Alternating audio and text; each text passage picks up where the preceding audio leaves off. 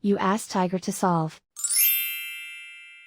This deals with linear equations with one unknown.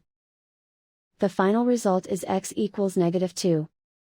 Let's solve it step by step. Group all x terms on the left side of the equation. Subtract 8x from both sides. Group like terms. Simplify the arithmetic. Group like terms. Simplify the arithmetic. Group all constants on the right side of the equation. Subtract 4 from both sides.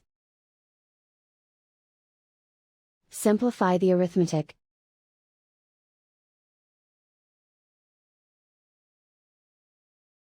Isolate the x.